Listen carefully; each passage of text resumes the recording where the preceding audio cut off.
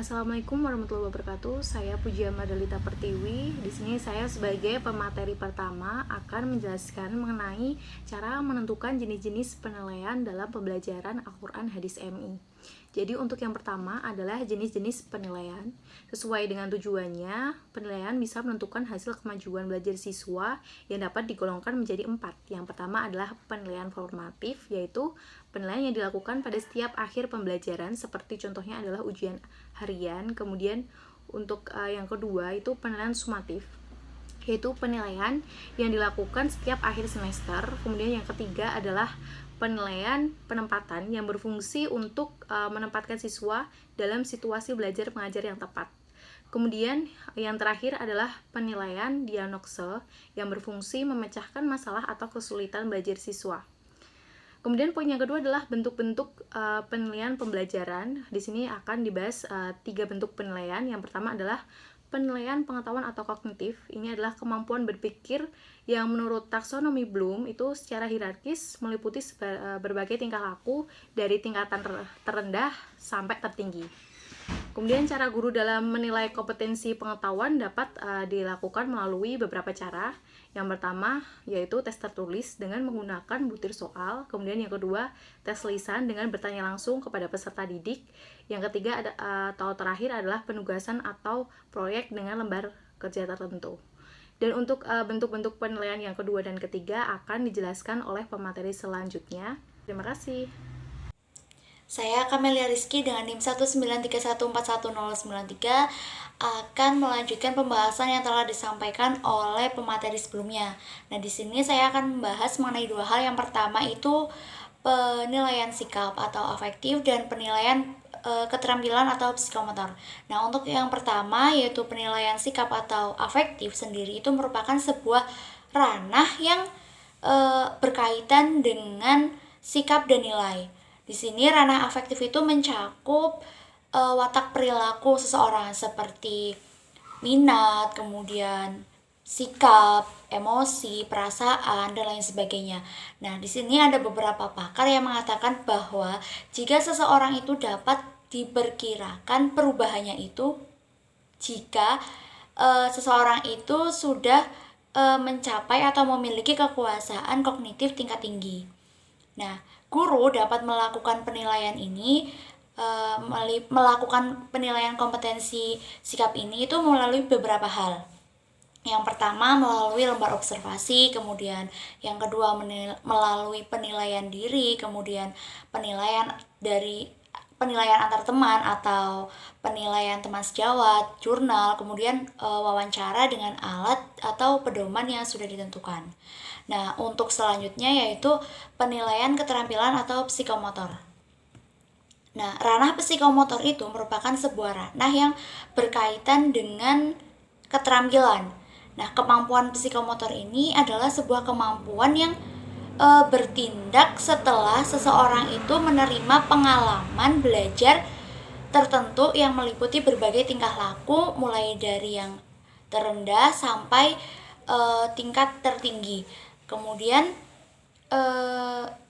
guru itu dapat melakukan penilaian keterampilan ini melalui beberapa hal juga. Yang pertama itu melalui penilaian untuk kerja, yaitu sebuah penilaian yang menuntut peserta didik itu mendemonstrasikan suatu kompetensi tertentu menggunakan tes praktik dengan menggunakan instrumen lembar pengamatan atau observasi. Nah, kemudian melalui penilaian proyek dengan menggunakan instrumen lembar penilaian dokumen laporan proyek, dan yang ketiga itu melalui penilaian portofolio dengan menggunakan lembar penilaian dokumen kumpulan portofolio, dan penilaian produk dengan menggunakan instrumen lembar penilaian produk. Nah, mungkin cukup itu yang dapat saya sampaikan. Untuk selanjutnya akan disampaikan oleh pemateri selanjutnya. Terima kasih. Wassalamualaikum warahmatullahi wabarakatuh. Perkenalkan, nama saya Arifah dengan NIM 193141092. Di sini saya akan menyampaikan materi yang ketiga, yaitu tahap-tahap pembuatan perancangan penilaian pembelajaran. Dalam pembuatan rancangan penilaian Pembelajaran Quran Hadis MI dibagi menjadi 3 tahap, yaitu perencanaan. Menurut Ana Sujiono pada tahun 1996, terdapat 3 kegiatan dalam penyusunan perencanaan. Yang pertama yaitu merumuskan tujuan dilaksanakannya evaluasi. Kemudian yang kedua yaitu menetapkan aspek-aspek yang dievaluasi. Kemudian yang ketiga, memilih dan menentukan yang akan dipergunakan dalam melaksanakan evaluasi. Sebelum menentukan teknik yang akan dipergunakan dalam evaluasi, maka seseorang evaluator harus tahu terlebih dahulu mengenai jenis tagihan, jenis penilaian, dan juga bentuk instrumen, agar nantinya pemilihan teknik dalam evaluasi bisa tepat guna, yaitu 1. Cara menilai, 2. Teknik penilaian, 3. Menyusun alat-alat pengukuran, 4. Menentukan tolak ukur, dan kemudian menentukan frekuensi dan kegiatan evaluasi hasil belajar itu sendiri. Kemudian yang kedua yaitu pelaksanaannya. Setelah tahap perencanaan selesai, maka tahap selanjutnya adalah pelaksanaan. Pelaksanaan evaluasi yang baik yaitu yang sesuai dengan perencanaan yang telah dibuat sebelumnya. Dalam pelaksanaannya ada beberapa langkah, yaitu pertama, menghimpun data, dan yang kedua yaitu melaksanakan verifikasi. Perkenalkan, nama saya Rani Sesaza dengan NIM 19314109. Nah, di sini saya akan melanjutkan penjelasan tentang pengolahan. Nah, setiap tahap pelaksanaan selesai, maka tahap selanjutnya adalah pengolahan. Ada beberapa langkah dalam tahap pengolahan ini. Yang pertama yaitu mengolah dan menganalisis data. Nah, dalam mengolah dan menganalisis data hasil evaluasi ini dapat dipergunakan teknik statistik dan non-statistik tergantung kepada jenis data yang akan diolah dan dianalisis. Nah, untuk pengolahan evaluasi itu terdapat 2 jenis penilaian, yaitu yang pertama, pengolahan penilaian untuk evaluasi mata kuliah pelajaran Al-Quran Hadis secara keseluruhan, baik aspek kognitif, afektif, dan psikomotorik. Nah, lalu yang kedua ada pengolahan penilaian dalam rangka mengetahui hasil belajar yang berhubungan dengan aspek kognitif, afektif, dan psikomotorik.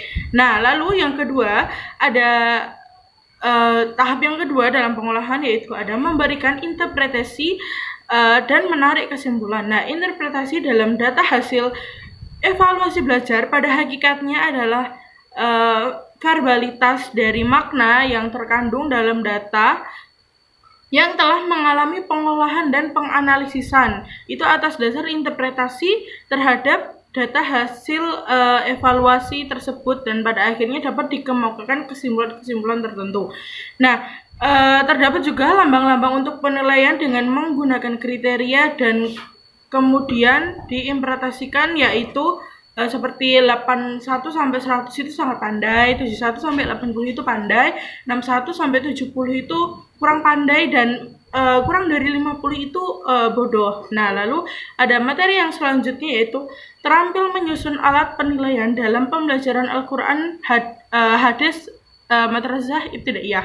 Nah, untuk keperluan penilaian itu tuh bisa bermacam-macam ya alatnya. Ada kuesioner, ada tes, ada skala, ada format, observasi, dan juga lain-lain.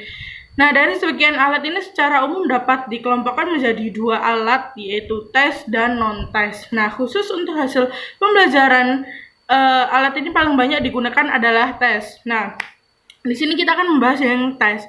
Tes adalah suatu cara atau alat yang untuk mengadakan penilaian yang berbentuk suatu tugas atau serangkaian tugas yang harus dikerjakan oleh siswa atau sekelompok siswa sehingga menghasilkan nilai tentang tingkah laku atau prestasi siswa tersebut. Nah, prestasi dan tingkah laku itu dapat menunjukkan tingkat pencapaian tujuan instruksional pembelajaran atau tingkat penugasan terhadap seperangkat materi yang telah diberikan dalam proses pembelajaran. Nah, menurut tujuannya dalam bidang pendidikan itu, tes itu terbagi menjadi 7, yaitu yang pertama tes kecepatan atau speed test, lalu yang kedua tes kemampuan atau power test, yang ketiga ada tes hasil belajar, achievement test.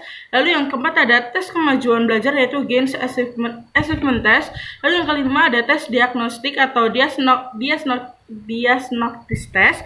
Lalu yang keenam ada tes formatif dan yang ketujuh ada tes sumatif. Nah, dilihat dari jawaban siswa yang dituntut dalam menjawab atau memecahkan persoalan yang dihadapinya itu, maka hasil tes itu terbagi menjadi 3 jenis, yaitu yang pertama ada tes lisan, ada tes tertulis written test, dan yang terakhir ada tes tindakan atau tes perbuatan atau performance test. Oke, sekian dari saya. Terima kasih. Perkenalkan, nama saya Erliana Vinky Apriliani, NIM 193141091.